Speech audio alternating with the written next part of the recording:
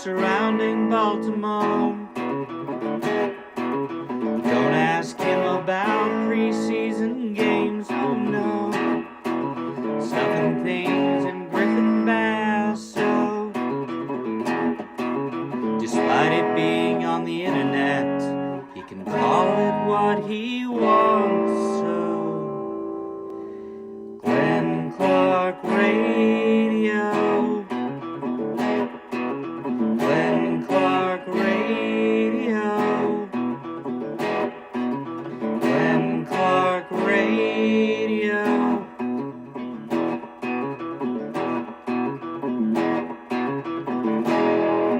Duke sucks.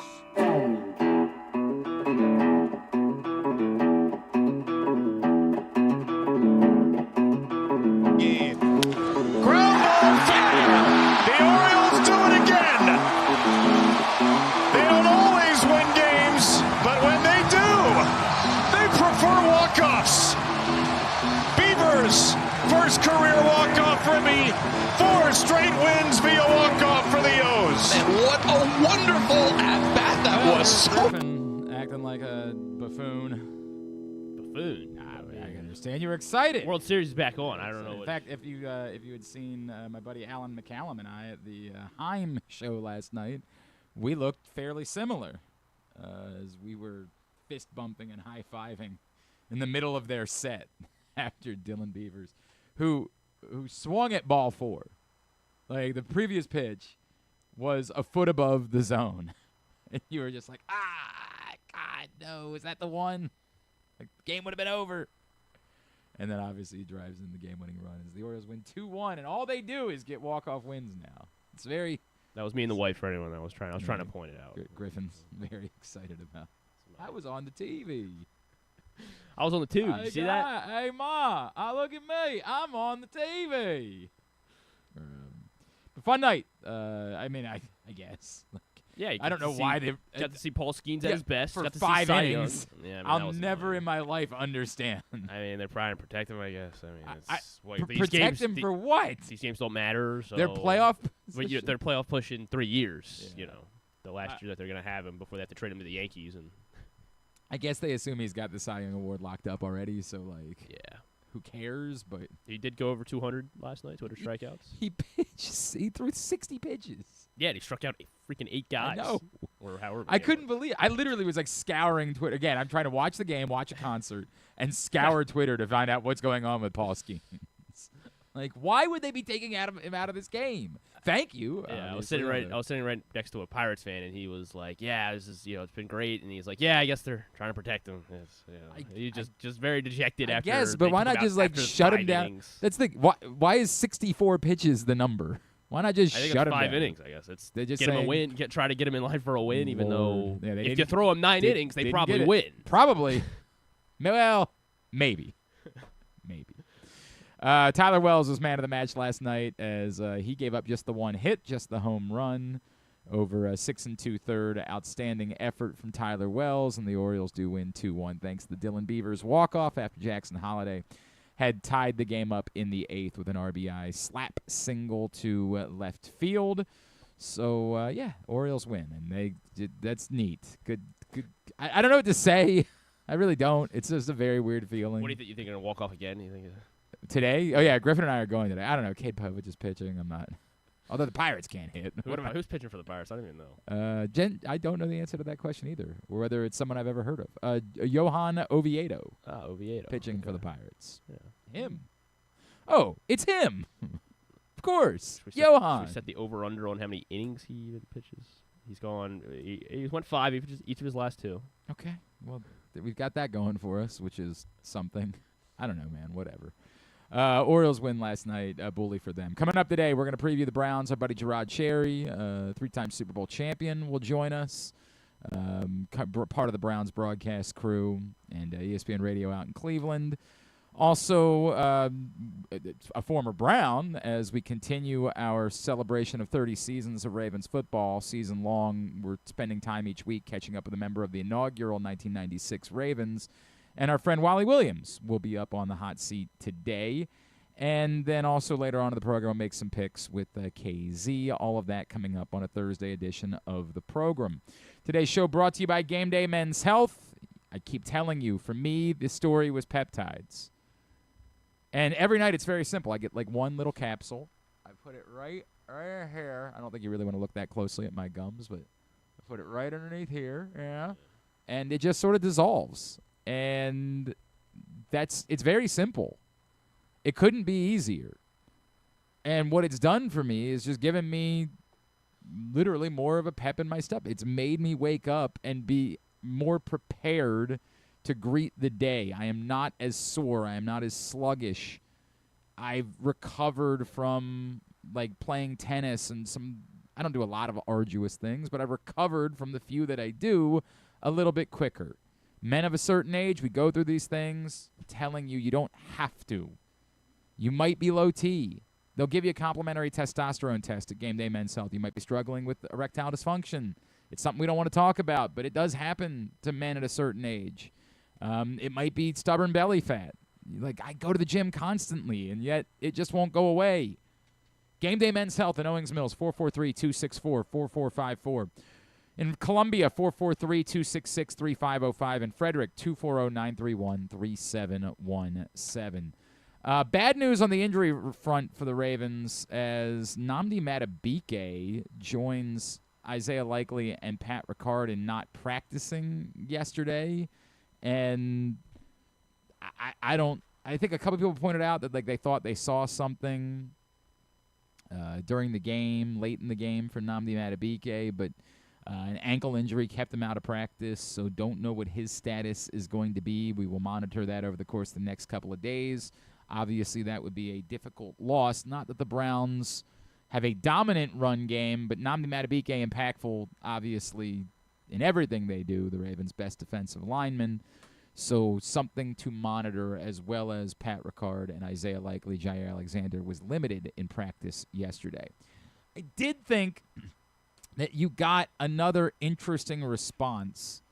I know it's Thursday, and we are so far removed at this point, like, it almost feels silly to continue to rehash what happened against the Bills.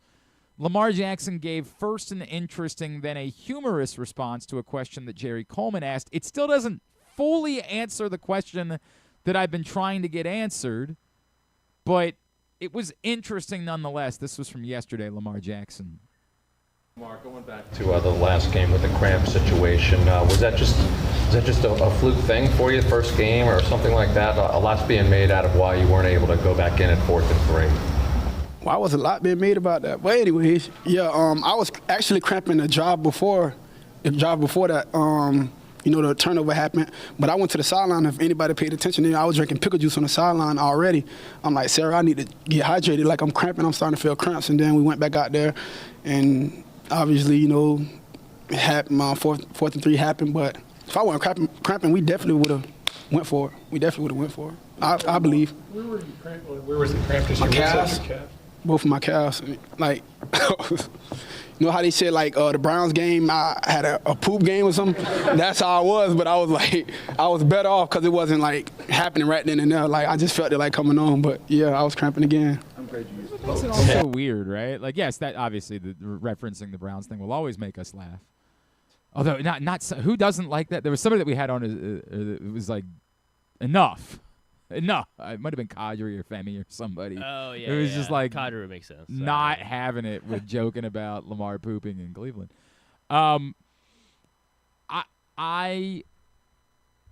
The humor of that, yes, but it still goes back to would Lamar have been able to be on the field for a 4th down play? And like when you hear him say it that way, he says, "Look, man, if I wasn't cramping, we definitely would have gone for it."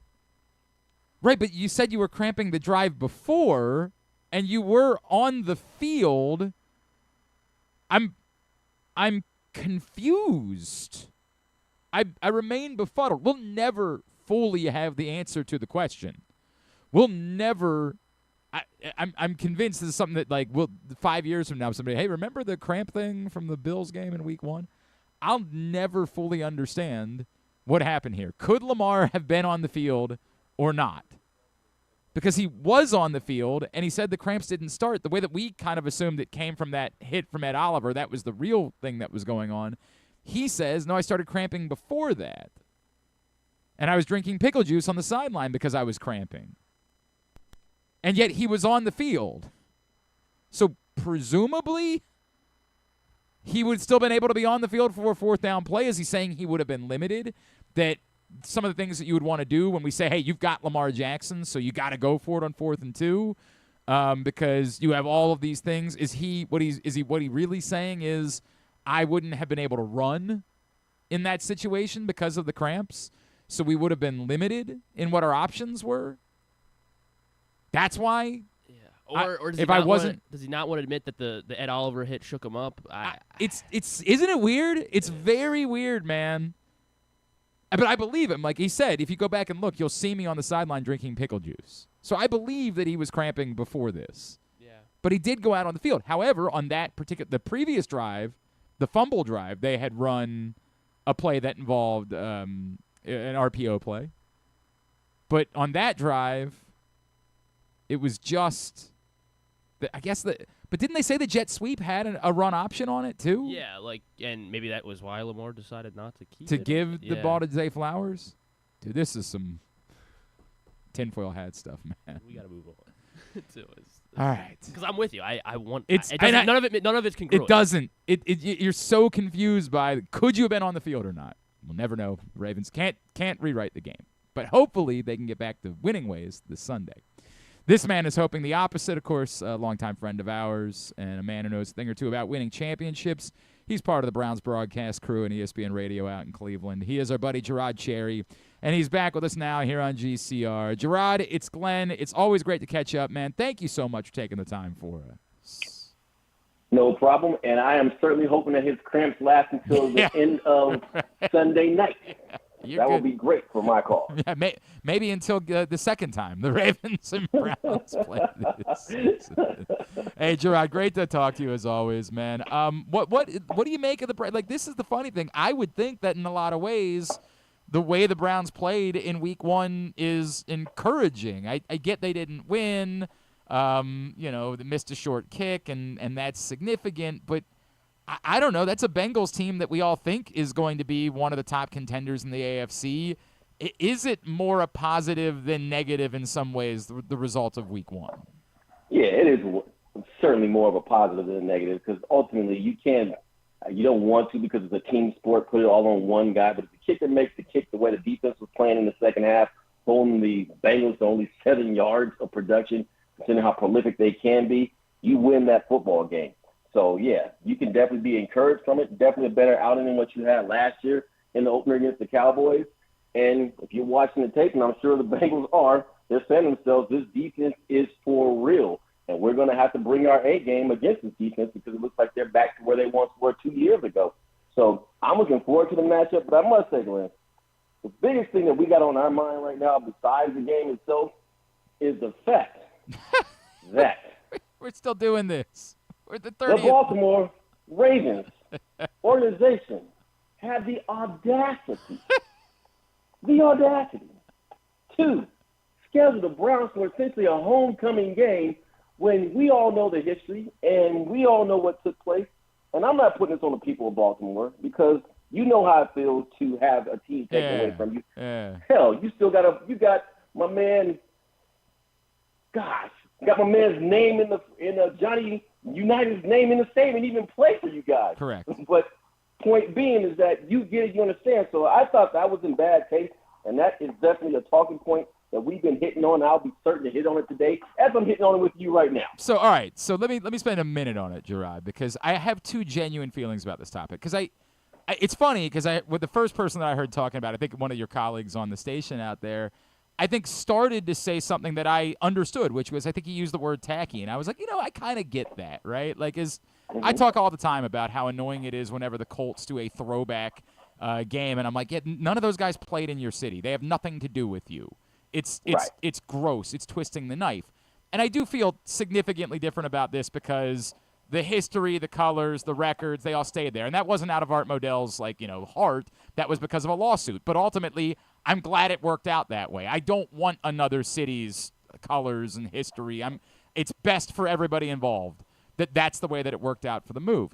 But I do know, and this is not lip service, like the Ravens just were going to pick the first game for doing this because we all know you don't want to schedule these things later on in the year because there's always the risk that, like, your team gets off to a bad start and now it's awkward to look at, like, here's our homecoming celebration when fans are booing the team. And I get it's unlikely with the Ravens that's going to happen. Very unlikely. But that's the reason why teams schedule these things early. It's always the case, right? Teams always schedule these things early on in the year because you never want to run that risk. So I do believe the Ravens had nothing to do with they were going to do the first game. The NFL schedules the Browns as the first game. That's just the way that it worked out. I guess the issue that I have afterwards is, like, is it really? I know for people, but, like, hearing this week, I guess Denzel Ward's from Akron, right? And like, Cleveland area, but certainly, yeah. Yeah, they were trying to engage him. I just don't get the sense that that's resonating with, like, the team the way that it's resonating with the fans, and understandably so, because none of these guys, this is 30 years ago, it just doesn't impact them the way that it impacts the fans. Exactly. I mean, Joe Batonio and Joe Flacco were probably the only people who were cognizant of what was taking place at that time because everybody else was even born. So it's totally a fan thing.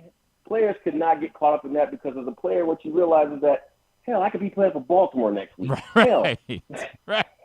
That's a great point. Yeah. Right. So no, we cannot get caught up in that. I do wonder, like, the Joe Flacco part of it to me is incredibly compelling, right? And Gerard, I don't. The idea that you're going to be more up for it's the NFL. I would like to think you're going to be up for every game. And Joe Flacco is the definition of a professional. I also know that Joe's not a terribly emotional guy. Like, I had the great pleasure of getting to know Joe well when he was in Baltimore. I would assume, knowing Joe, this is just business as usual for him on Sunday. He wants to keep playing football. He knows there's some rookie quarterbacks in Cleveland that they might want to play at some point. I don't know that he ever is the type that, like, extra motivation really ever is a thing for him. He just wants to go do his job.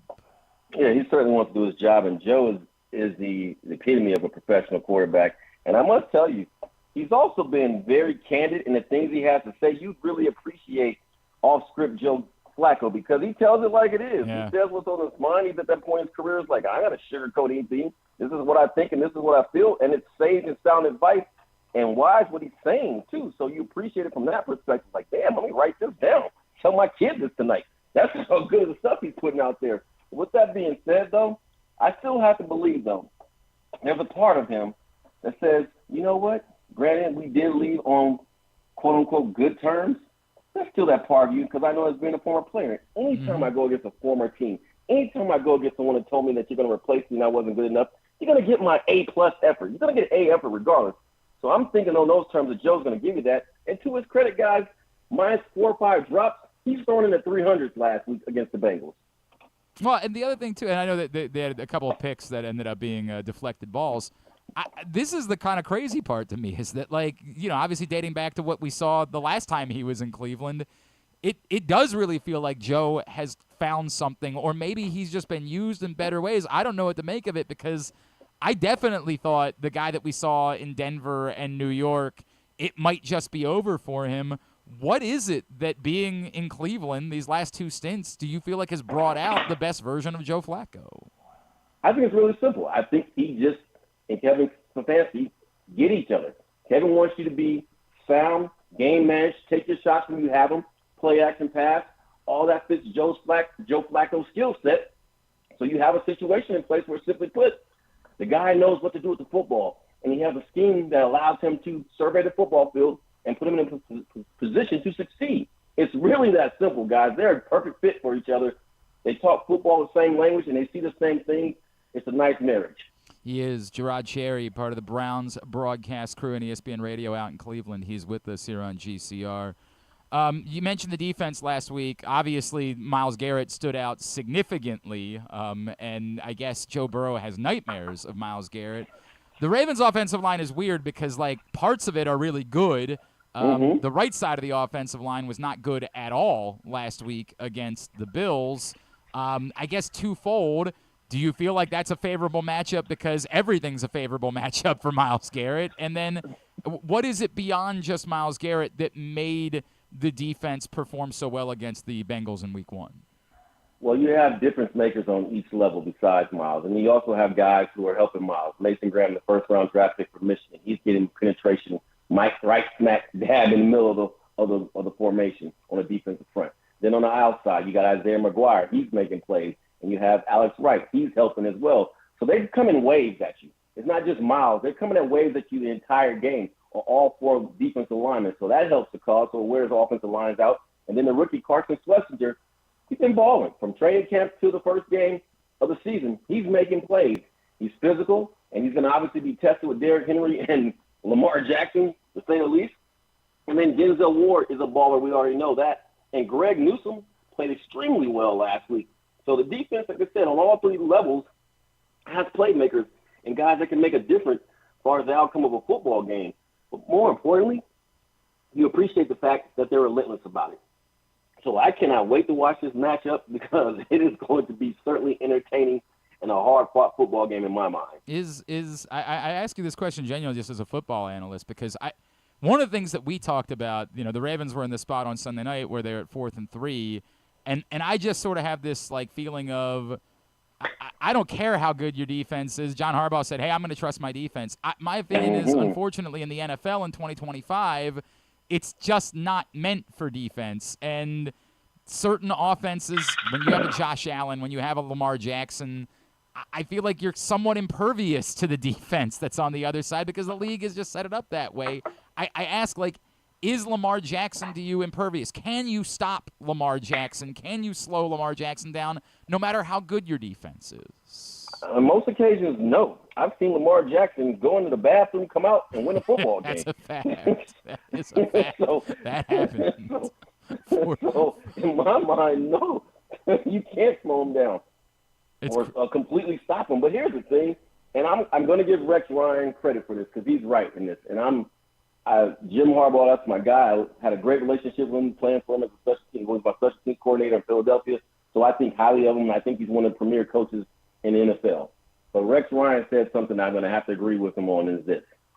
The Ravens' identity is no longer stellar, next level, all-world, shut-you-down defense. No doubt. Yes, yeah. you got playmakers. Don't deny that. Hamilton, and Raekwon, ballers, and Humphrey. We respect that. You have to. You should. But at the end of the day, that's an offensive-centric team now. And it's almost like you're depending on the defense to do something that it's no longer doing. And on top of that, when's the last time you seen a Ravens defense give up 40 points? That's a fact. And then trust it. So, no, that should have been an offensive maneuver all the way and said, Lamar, I don't care if you got pickle juice in your hand right now. Go out there in that football field and get the job done. Yeah, go win the game. Exactly right. Yeah. Go convert this, win the game. It's just the way that I feel anymore. That even if you said, hey, if you miss this, you're going to lose the game. Okay. Okay, that's the way it goes. You got to win with your offense now. That's the league. And again, you're Lamar Jackson, for God's sakes. You are for real. You are Lamar Jackson. I'm with it. We all know Jerry Jeudy, David Njoku. Give me an idea. One, is Cedric Tillman now the number 2 receiver in Cleveland, and how dangerous a threat is he?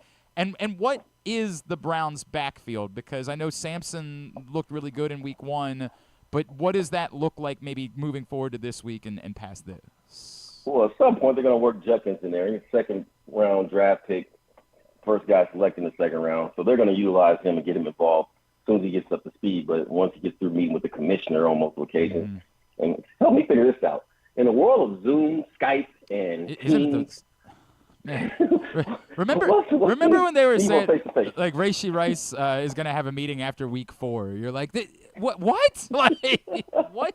After Week 4? It's does he really need to get on a plane and go to New York City? Right. I don't get it. But what do I know? With that being said, though, so he'll eventually be worked in. I'm not sure how much impact he'll have this weekend, because of the fact that he missed practice yesterday because he's in New York meeting with the commissioner and the powers that be. But Sampson, certainly look at him. Jerome Ford, he has his moments. And then the Sanders kid, who we picked up off the streets, he did pretty well, had a touchdown and picked up some key first downs.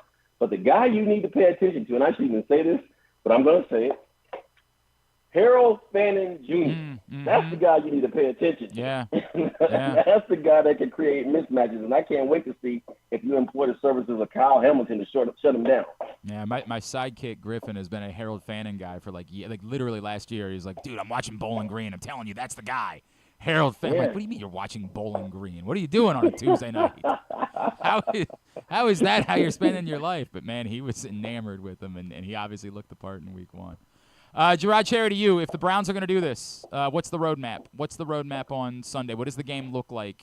Obviously, a year ago, the Ravens helped out by dropping like 12 interceptions in that game. And so, but what is the roadmap to you of the Browns winning on Sunday?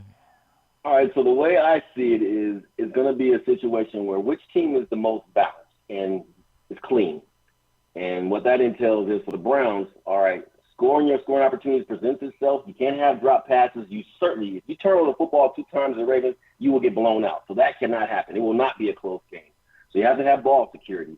You have to make sure that all 3 phases, you win the hitting and yardage with special teams. You flip the field when opportunity presents itself to force Lamar and company to go and Derrick Henry to go the long way as opposed to the short way. And defensively, create some turnovers. And then offensively, when opportunity presents itself, score some points. Because, again, right now, granted it was Josh Allen who was out on the football field, but as far as the skill players go for the Bills, you don't walk away from them saying they're all world, and they were still able to amass 40 points. So that has to keep some semblance of hope. So I ultimately say that the team that plays a balanced brand of football in which all 3 phases are complementing each other, playing clean football, will win this football game. Gerard Cherry, you, of course, can follow him at JRCherry3 on Twitter. And looking forward to seeing you here on Sunday, man. Really appreciate you taking the time for us as always, dude. Let's do this again in a couple weeks, all right? Right. Now, are you going to be at the stadium? Yeah, I think I am on Sunday. I'll make sure I come say hello, I promise. Yeah, please do, man. It'd be nice to see you in person. All right, brother. Appreciate you, man.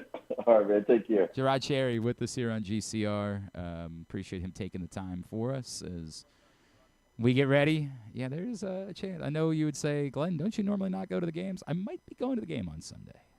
Might be doing that. News to me. Yeah. Well, no, it's not. We've been talking about. What are you talking about? It's news to you. I didn't think it was going to be. I still don't know that, for what it's worth. It's still if I not was a betting man. It's still not definitive that I'm going to be at the stadium on Sunday. But for the first time in a very long time, there's at least a chance that I'm going to be at the stadium on Sunday. And then if it doesn't go if things don't go then well on Sunday, it's on me, and I have to stay away. Then they're going to be vindicated and say you're never. All right, easy over there. Let's not go too behind the curtain on this. Today's show is brought to you by Live Casino and Hotel Maryland, the best place to watch every big game. And every fight night, like Saturday night's a big fight night. Terrence Crawford, in action, fight of the year of the century, the one that everybody has been waiting for.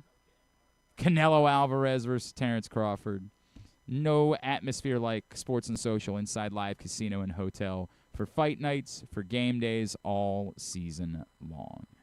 Of course, the Ravens are celebrating 30 seasons in Baltimore this year, and Sunday, as we were alluding to with Gerard Cherry, is the actual 30th anniversary or 30th season celebration game. And all season, we're going to be catching up every week with a different member of the inaugural Baltimore Ravens team from 1996 to reflect on how far the franchise has come. And joining us now here on GCR, someone that we talked to many times over the years. He is a former Baltimore Raven, or he's at least what's left of a former Baltimore Raven after he got into shape a few years ago. He is our friend Wally Williams, and he is with us now here on GCR. Wally, it's Glenn. It's always good to catch up, brother. Thank you for taking the time for us this morning. GC, how you doing, my man? Hope all is going well. And hey, man, it's that time of year, buddy. It's that time of year.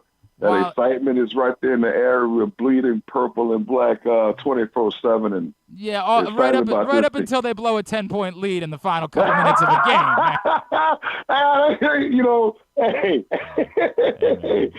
all I can say is because I'm down here in my area of the country, and everybody here in my hometown know I was a Raven and all those things like that. And I just looked at my people and said, hey, guys, I've been probably around some whoppers, some losses like that myself back in the early days. So one thing I know is that we will rebound, and when it's all said and done, we'll see what happens in January when we see these guys again. Let me ask a couple of things about Wally, because we're reflecting on 30 years, and part of it is because I don't know. I always use my producer Griffin as an example. He wasn't alive when the Ravens moved to Baltimore, and so he's experienced in his life like this model franchise that has always been in the mix and has been winning Super Bowls, and so I like to go back and reflect on where we've come from. Can you take me back to like when you, as a Cleveland Brown in 1995, got the news about the move to Baltimore, and what your thoughts were when like you arrived and looked around and there were VHS tapes everywhere, and for a little while you guys didn't even have a logo. Can you just take me back to all of those emotions and what you thought about arriving in Baltimore and the franchise arriving in Baltimore? I mean, the level of uncertainty in that space, was paramount. We knew pretty much as the general public knew, and that was the strange thing about it. We pretty much was told to come to work, and for our schedule, for the most part, through my 10-year NFL career, the work schedule has been from 7 in the morning to about 7 at night. And it was like that in Cleveland. And all we knew is to come to work in Baltimore. We didn't know schedule. We didn't know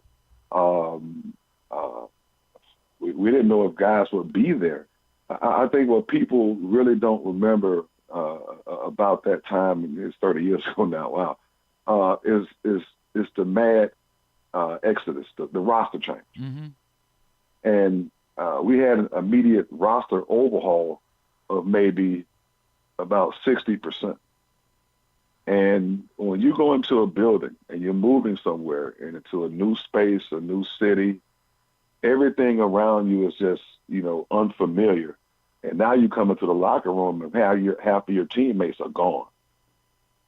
The Andre Risons of the world, the Pepper Johnsons of the world, all these roster changes that we made where guys didn't make it, and these guys were our perennial guys. I mean, I think probably the most important roster change that we had is Bill Belichick.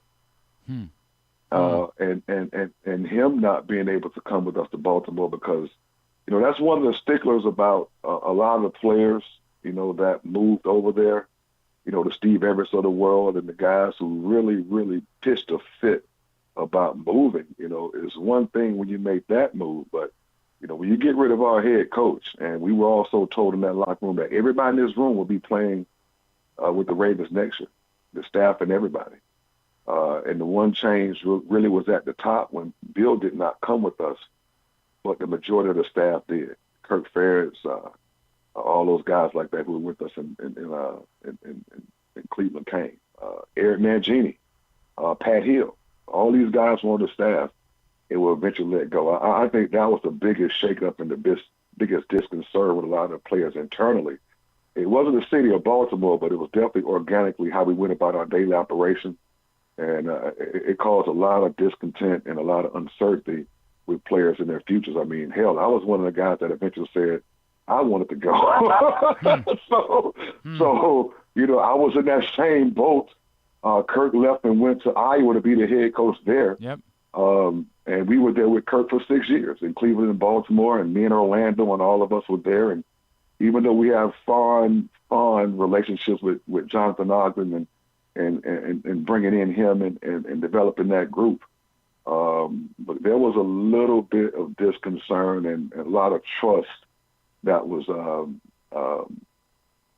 compromised in that move and just how a lot of things went on with the roster and personnel and people upstairs. Wally, with all of that sort of turmoil, right, was there ever a moment during your seasons in Baltimore? Clearly, you didn't get to see the full fruition of what the Ravens became by 2000, But was there a moment that you look back on and you started to see the seeds sort of being sowed for what the Ravens would ultimately become?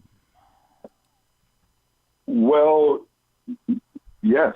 And I would say for me, it was I would say 98 season. That's the year I was franchised. Mm-hmm. Those draft years, 97, 98 draft years were big years. I mean, you can start with 96 with the start of Ray Lewis. Now, people may not remember, well, you don't remember this, but in 1996, our offense was ranked number 3 in the NFL. We were just behind the Green Bay Packers and behind the Denver Broncos. Okay, and those two teams were playing in the Super Bowl that year. So, we thought, okay, we get some defensive guys over here. We can really, if we keep our group together, we can really,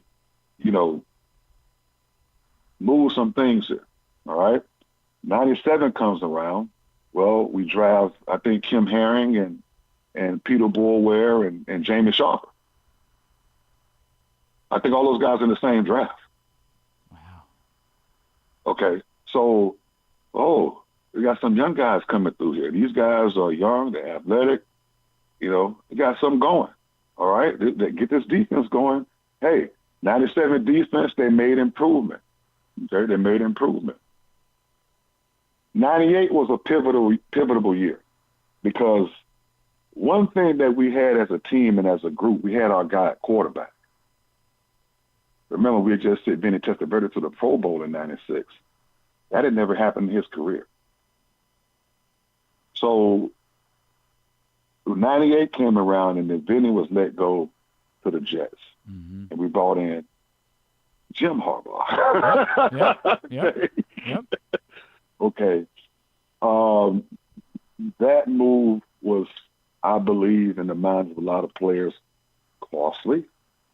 And it spearheaded a lot of, confusion as to where we thought the team needed to go internally. It's just the players. Now, I'm not talking about the staff or the coach or anybody else. It's just the players grumbling. And it definitely started from things that happened in 96 and 95. Okay. So when those things happened, I think a lot of guys got off the bandwagon again with the exit of Vinny and the success of the Jets and Belichick and those guys up there. I don't know if you remember, I just went to the AFC Championship game that year. Okay. Yeah. That those things have an effect. And it still had an emotional effect on the Baltimore Ravens. Okay. Very much so. You got to understand, there were a lot of people still there from Cleveland, okay, that Bill put together, including Ozzie Newsome. Okay, that's still Bill's stuff right there. And see, we knew that as players, and we knew the blueprint. So when we saw that same blueprint manifest up there with New York, I don't know if people remember this, but I was actually carded to go to the Jets as unrestricted free agent.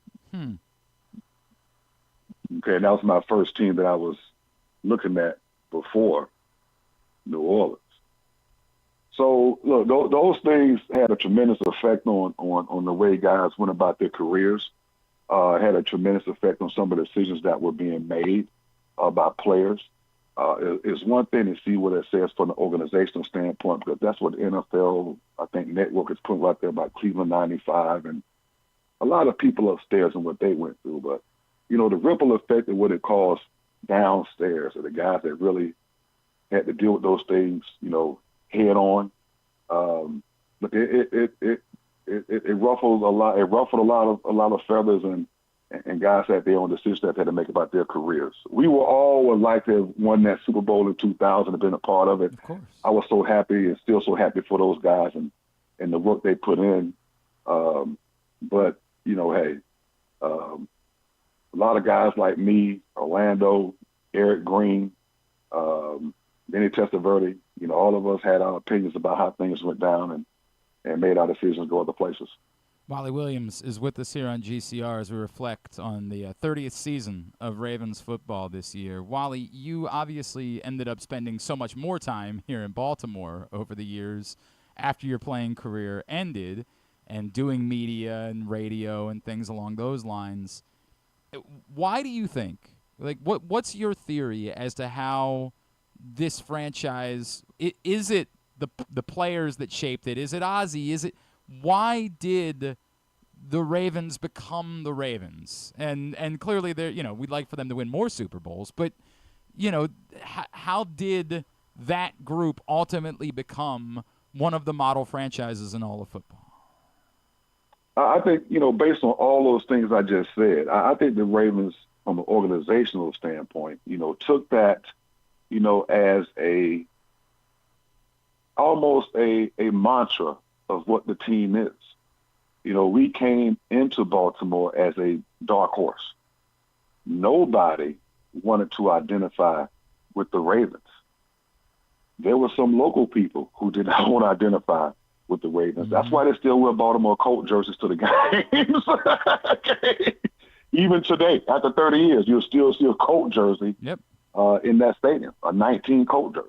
Okay, so that's what it's going to be. So, one thing behind being around in that building, and it was very poignant at that particular time, more so than any other time, is that, look, what we do here, it doesn't matter. We have to keep our business on the field and keep it about winning. All this outside stuff that goes on and people talk and stuff like that, well, that's going to be there, and we're going to get it more than anybody every time we play a game. So what we have to do is circle our facility and have a mentality that is us against them.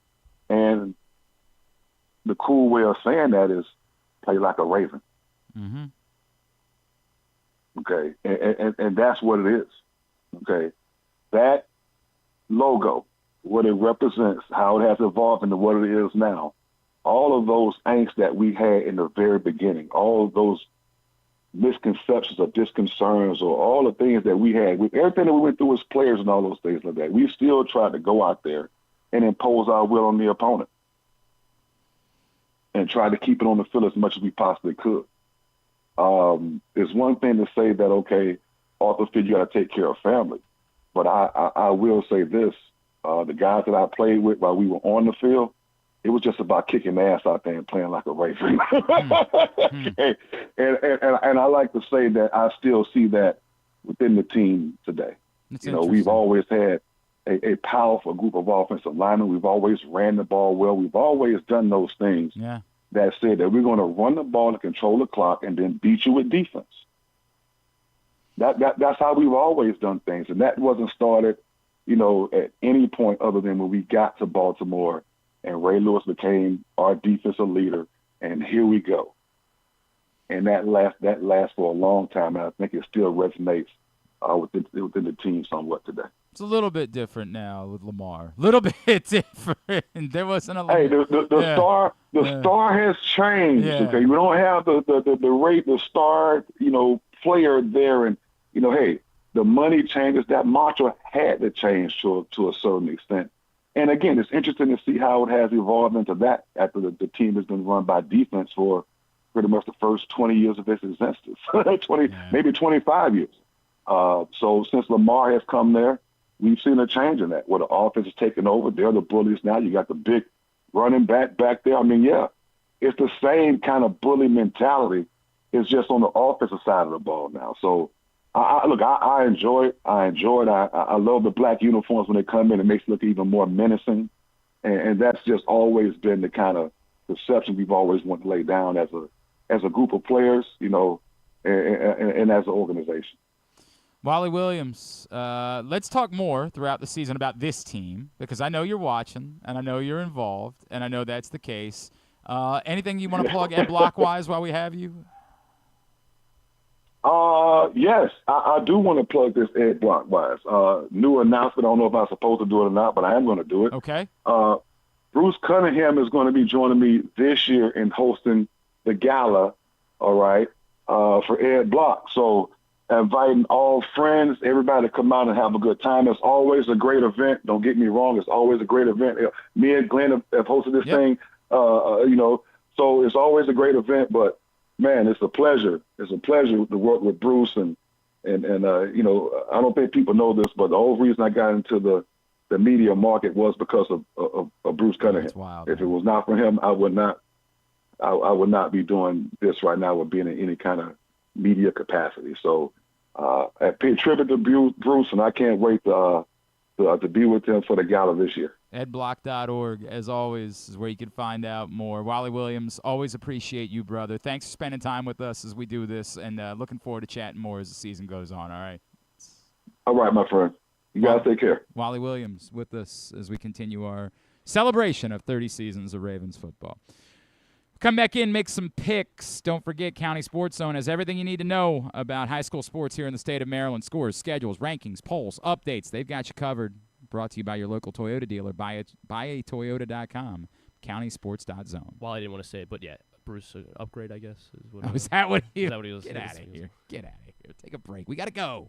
For fans of the Costas Inn, and who isn't, I have some great news. Now there's a second location to go along with 4100 North Point Boulevard. This one is at the Timonium OTB. This is Stan the Fan, and I have been a fan of the Costas Inn and Triantafalo's family for going on 30 years. They're open for lunch and dinner, same great Costas feel, same great menu and quality food you've been enjoying for well over 50 years. The exact address on your GPS is 2200 York Road, and their phone number at the new location is 667-406-1970. If you're new to the Costas experience, get ready for a real treat. All wrapped up in a new spacious dining room in Timonium at the OTB. If you want steamed crabs, you have them, and the full menu at 4100 North Point Boulevard. The number for reservations there at Costas, 410-477-1975. Game day gets even better at Live Casino. Score a live jersey on September 6th and bucket hat on September 27th. Plus, catch our big plays, big pays hot seats on select game days. When the home team scores, the prize pool doubles. And we'll give away a $50 sports and social gift card with every touchdown. Take it to the end zone at Live Casino. At Arundel Mills, must be 21. Please play responsibly. For help, visit mdgamblinghelp.org or call 1-800-GAMBLER. Gambling can be a fun and entertaining experience, but there are risks involved. If you're planning on betting on the game at the casino or on your phone or computer, know your limit, stay within it. Set a budget and a time to stop. Remember, gambling isn't a financial solution, and it doesn't mix well with alcohol or drugs. Know the risks and have a plan before you begin gambling. For free and confidential services, call 1-800-GAMBLER 24/7 or go to helpmygamblingproblem.org. The latest edition of Press Box is available now. On the cover, Bo Smolko profiles Ravens running back Derrick Henry and how the football legend has proven to be a unicorn at the position with the success that he's found after the age of 30. Also inside, Brandon Schwartzberg looks at Kobe Mayo's push to find rhythm at the big league level. And we mark the start of the college football season by meeting players from all 4 FBS and FCS programs throughout the state. Press Box is available for free at over 500 locations throughout the region, including 60 Royal Farm stores. Or you can read the entire issue online at PressBoxOnline.com, where you can also find great betting advice and the best daily coverage of the Orioles, Ravens, and Terps. Feeling sluggish, unfocused, or not like yourself? It could be low testosterone. At Game Day Men's Health, we specialize in testosterone replacement therapy to help men boost energy, improve mood, and regain confidence. Our treatments, including testosterone cypionate, are safe, natural, and tailored to fit your lifestyle with weekly injections or pellet therapy. Get started today with a free testosterone test and feel the difference. GameDayMen'sHealth.com. Game Day Men's Health, where men reclaim their game. Contrary to what some people believe, I actually like this guy when he sleeps. Glenn Clark, talking sports. All right, back in here on GCR as we are continuing on a Thursday edition of the program. The Maryland 5-Star returns to Fair Hill this October. We're just weeks away from the Maryland 5-Star at this point. It's amazing how this has worked. Maryland 5-Star with the number 5, maryland5star.us in order to get your tickets. The Maryland 5-Star at Fair Hill. It's not just a world-class sporting event. It is a celebration of the fall in Maryland. The Ponies, the Corgi Cup, Food and Wine Festival, great shopping, all of it, Maryland5star.us in order to get your tickets. Oh, no. Griffin and I are going to the baseball game, and, like, we have to abandon Griffin's car somewhere on the way there. I still don't have anywhere to park. Like, it's... Yeah, if you see a car just sitting on the side of 83, yeah, that's down, Griffin, just try not to hit it. Leave it alone. I'm starting to wonder if maybe we should just take the light rail because, like, I don't have parking. Well... What? You got a plan? Well, I took the light rail last night. Oh? How'd that go? Not good. Uh-oh. What, hey. You get left in the middle of the track? Can I tell you that happened to me? The year that Booker roped me into running the Baltimore Marathon, not announcing it. The year that Booker roped me into, and I didn't run the marathon. It was like the first time I'd ever run anything. It was the 5K, which I had never run, like, in my life.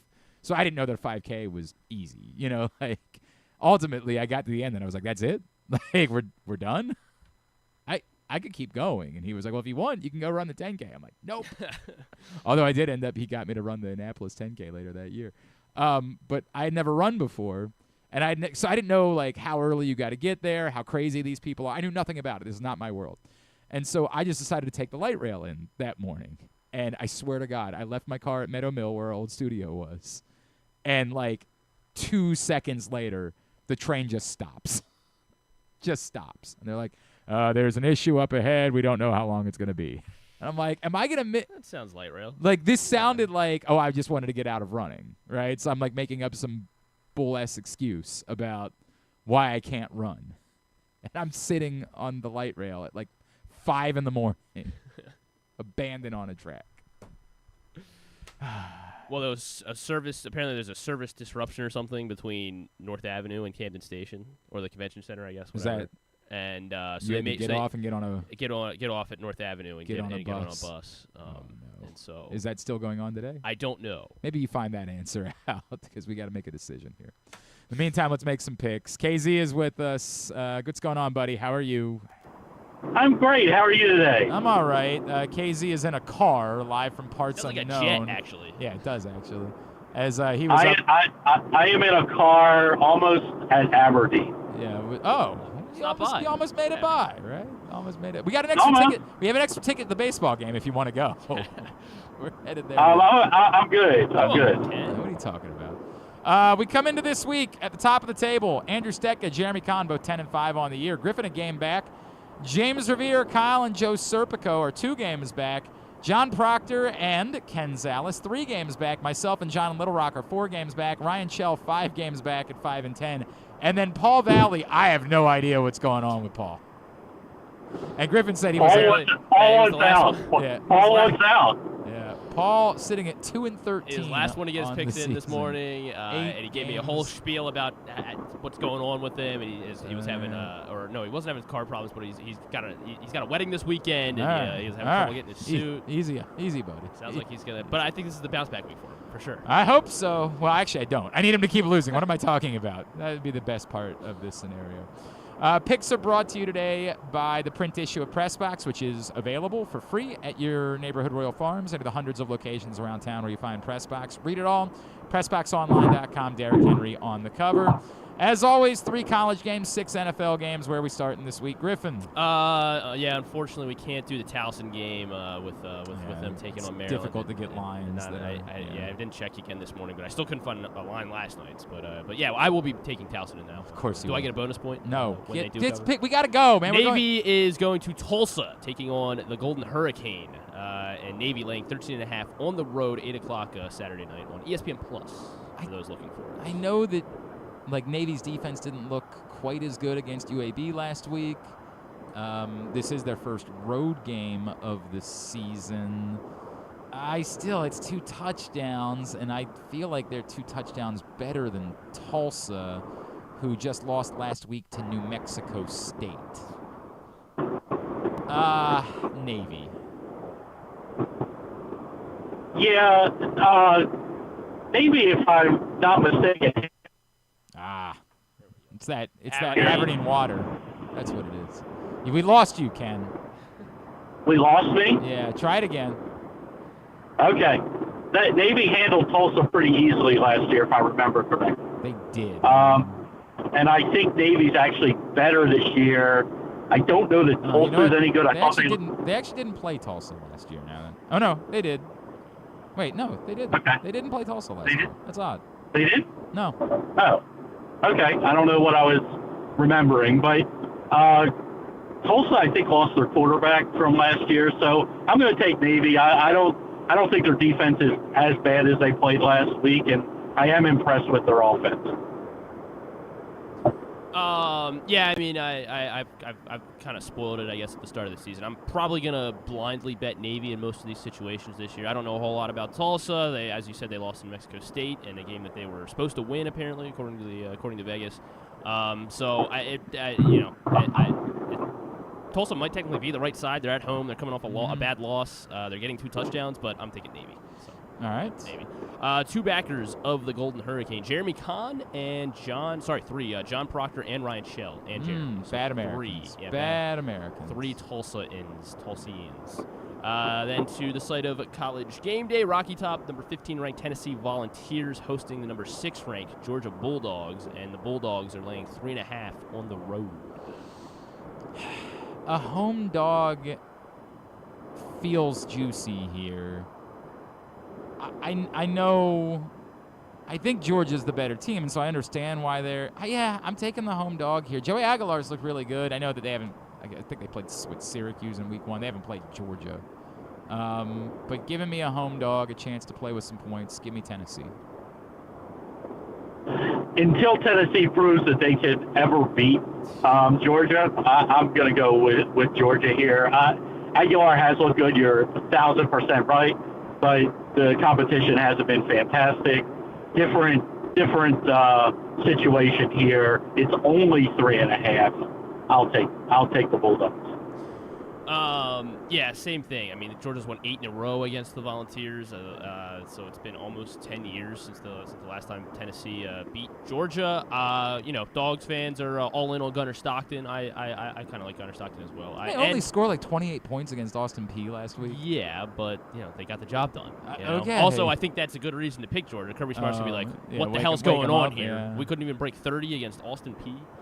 I hate picking against Georgia, so I'm taking. I get that. I'm do taking understand the Bulldogs here, despite being on the road. Joining Ken on the Volunteers, Jeremy Kahn, James Revere. No, Ken is not on the Volunteers. Sorry, Glenn. Yes. I thought did I say Glenn? You said Ken. Glenn, Tennessee, Jeremy.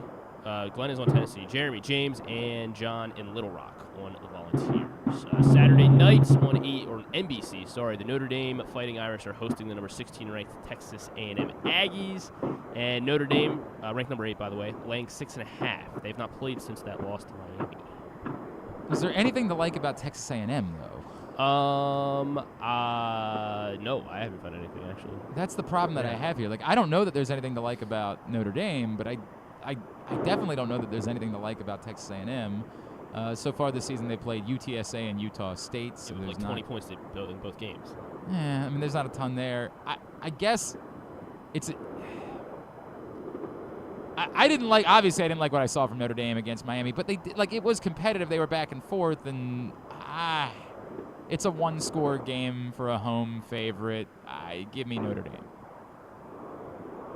I'm the same way. I think Notre Dame's going to wind up being pretty good, and I can't figure out why Texas A&M's ranked as high as they are. I don't see a lot in that. The Notre Dame on the road to Miami, like, you look at Miami's schedule, like, that was everything to Miami. Like, Miami has no chance to compete for a national championship if they lose that first game. So it meant everything to them. Notre Dame hung with them. I like Notre Dame actually pretty easily in this game. Yeah, I like Notre Dame a lot. I still believe that they were kind of the right side in that that game against Miami. And I didn't get the bet wrong. They were wrong. Exactly. They're hungry too. I haven't played in 2 weeks, and I think they have 2 NFL running backs in Price and in Love. This seems like a bad spot for Texas A&M. They bad game, their defense at least didn't look great against UTSA and Utah State. They got Auburn next week.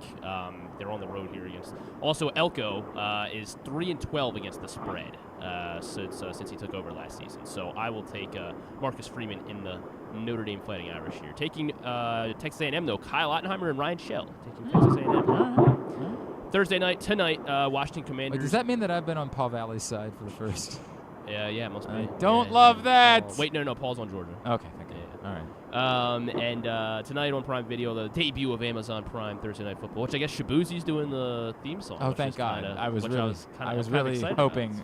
All week I just been thinking to myself, I hope he dresses like Faith Hill. Commanders are getting 3.5 on the road against the Packers. Maybe I'm just drunk on Micah Parsons and what that does. I really am bullish about the Packers right now, man.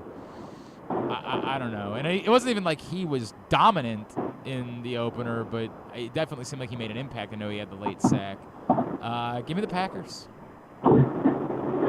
Yeah, tough the first week to draw the Thursday game.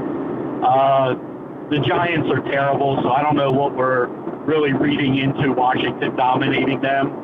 I'll take the Packers here. They stopped the run really, really well against a good running team. Whatever you think the Lions are going to be, they have 2 stud running backs, and they usually run over people. I know their offensive line is beat up, but I'll take the Pack here. It's I don't like this spot. Week 2 going on the road on a short week for the Commanders. Yeah, I mean, I feel the same way. Just Green Bay, again, they looked really good against Detroit, and maybe this will say something. Maybe we'll learn something about Detroit as the season goes on. But yeah, I hope the Commanders win because I have Jane Daniels on like most of my fantasy teams. But I'm not sure they'll be able to cover here, so I will take the Packers laying the points. On the commies, though, James Revere and Kyle Ottenheimer on Washington tonight. Ooh, mixing it up. Underdogs. Kyle Ottenheimer feels like he's been the kind of going the opposite way this week, trying to go get some points. He did say I don't feel good about my pick, so I said good. Yeah, right. Seattle at Pittsburgh on Sunday. This one's on Fox, and Pittsburgh is laying 2.5 at home in the DK Metcalf. 1 o'clock game? Yes, 1 o'clock game. Oh, man. Say less. Well, this is a weird one because I actually want to pick Seattle here because I do think that we are going to overreact to Pittsburgh in 1 week, and I don't think they're going to score that many points moving forward. I just don't think they're that good. Calvin Austin looked like legit number 2. Yeah, I know. But at 2.5, I can't bite Pittsburgh. Yeah, I mean, we're going to overreact to everything from week 1. It's the most overreaction week of all. But you can say you don't think the Pittsburgh's going to score as much. I also don't think they're going to give up as many points as they gave up on week 1. I don't know about that either. I don't think their defense is that good, Ken. Their defense is always good. I mean, we can talk about that. Their defense has been good for, 20 years. So let's just – I don't think they're going to give up 31 or whatever they gave up every single week. Seattle's not an explosive offense. They want to kind of play defense, keep it close. Coming across the country, 1 o'clock, it's not enough of a spread for me not to go against Pittsburgh.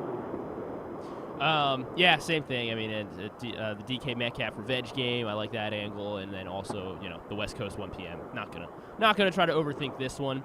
One person is gonna overthink it. Jeremy Kahn taking the Seattle Seahawks as a lone wolf, first lone wolf of the week. Ow! For Jeremy Kahn on Seattle. Then to the 4 o'clock window on CBS, the battle of undefeateds here. Indianapolis Colts hosting the Denver Broncos, and the Broncos on the road laying 1.5.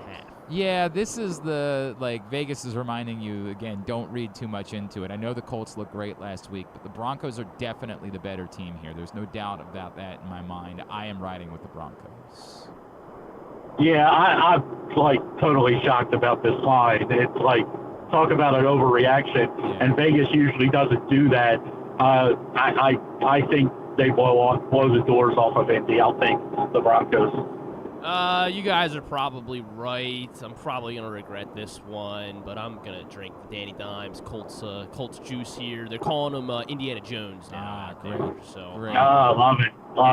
F it. I'm taking the Colts here. I'm taking the Colts.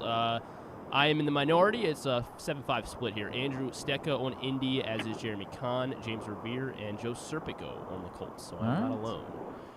Then to the Super Bowl rematch. Philadelphia Eagles at the Kansas City Chiefs at 4:25 on Fox. And the Eagles going into Arrowhead laying 1.5. This is what the Eagles are better. You know that.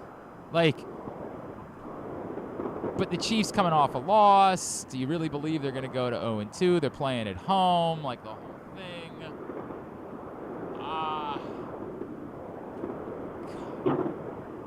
This just feels like a get-right spot for Kansas City. Like, you could say you also get to play with a point here. I don't know how much that point's going to matter, but give me the Chiefs.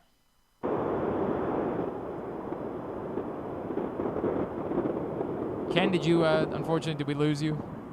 No, I'm here. I'm sorry, I didn't. I thought I was speaking. Apparently not. Yeah, the wheels are going to come off the cart, as they say, at some point. Why not this week? So I'm going to say the Kansas City Chiefs go to 0-2. Philadelphia is the better team. Maybe no Worthy, which I don't know if that helps, because Hollywood Brown is healthy right now until he becomes unhealthy. I like Philly. They're the better team. It's only 1.5 points. Patrick Mahomes never lost 3 straight games in the NFL, including the playoffs. So he lost Week 1 and now the Super Bowl. Chiefs are 4-0 after Mahomes' back-to-back losses. They average 33.5 points per game as well. So everyone's doubting Kansas City. Xavier Worthy's not playing right. Travis Kelce doesn't look like Travis Kelce anymore. So, I'm gonna continue. Again, same thing with Georgia. I don't like going against the Chiefs. So until it proves to be a poor long-term strategy, I will stick with Kansas City here. But KZ on Philly, as is John Proctor, Joe Serpico, of course, on his Birds, and James Revere on the Philadelphia Eagles, 4 backers of Philly. Then Sunday Night Football in Minnesota, Atlanta at the Vikings. Falcons at Vikings, and Vikings are 3.5-point favorites at home. Obviously we all saw how the Vikings played in the second half. I'm not as convinced that the Vikings, that's who they're going to be, as much as it was just sort of momentum that built up during the course of a game. I actually like the points here as the play. Give me Atlanta, not to win outright, but I actually like them to cover in the spot. Atlanta's weird. They couldn't run the ball at all, and they got maybe one of the best running backs in football in Robinson. Pitts actually looked pretty good for the first time in his career. London's a little bit banged up, but looks like he's going to play. I'm riding with JJ. Wow. He's everything. Give me the Vikings. And obviously, the reason that this is Sunday Night Football and not the Super Bowl rematch is because this is the 2023 National Championship rematch. Right. With J.J. McCarthy and Michael Penix. That's a great point. McCarthy. Michigan, Washington. As not great as Minnesota looked Monday nights, I still like Kevin O'Connell a lot and the Vikings overall. So I'll say we get the same result as Michigan, Washington in the National Championship. J.J. McCarthy and the Vikings in this one for me. Joining Glenn on Atlanta, Jeremy Kahn is with you, as is Ken. Did you said Vikings, right, Ken? I did say Vikings. Okay, all right. So Ken is staying is back to the Vikings. And Paul is on Atlanta. Oh no! Paul, Jeremy, and Glenn on the Atlanta Falcons. What a weird combination. It's like Jeremy, who I think Jeremy knows what he's talking about, and on the other side, Paul, who has no idea what he's talking about. And then finally, the Joe Flacco Bowl, Cleveland coming to Baltimore, and the Ravens are 11.5-point favorites over the Cleveland Browns. I don't like the number, but here's what I'm not doing. I'm not going to pick the Browns, so give me the Ravens. It's not the Browns. You're picking Joe Flacco. I am, because that number's ridiculous. I maybe the Ravens, are that much better. I don't know. They struggle with the tight end. 2 tight ends coming in here that both catch the ball. 10-point, maybe easy type win for them, but 11.5 is too much. I'll take the Browns. Right. I mean, I agree with both of you on this because you know how this is going to go. The Ravens either win by 35, right, or they will lose. Yep. So I'm gonna lay the points. I'll take the Ravens. That's what should happen. I don't know if it will, but I will take the Ravens and laying the 11.5. John in Little Rock is on Cleveland. As always, he picks against the Ravens every time. KZ, Kyle, and Ryan Shell on the Browns. All right. Paul is on the Ravens. Very good. KZ, love you. We'll see you for game day on Sunday. I'd like the Tigers plus 26, please.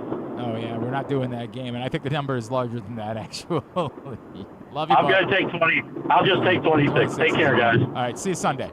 That's Ken Zalis, of course, Project Game Day. Every game day all season long, PressBoxOnline.com/gameday.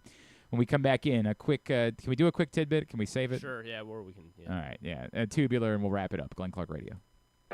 Feeling sluggish, unfocused, or not like yourself? It could be low testosterone. At Game Day Men's Health, we specialize in testosterone replacement therapy to help men boost energy, improve mood, and regain confidence. Our treatments, including testosterone cypionate, are safe, natural, and tailored to fit your lifestyle with weekly injections or pellet therapy. Get started today with a free testosterone test and feel the difference. GameDayMen'sHealth.com.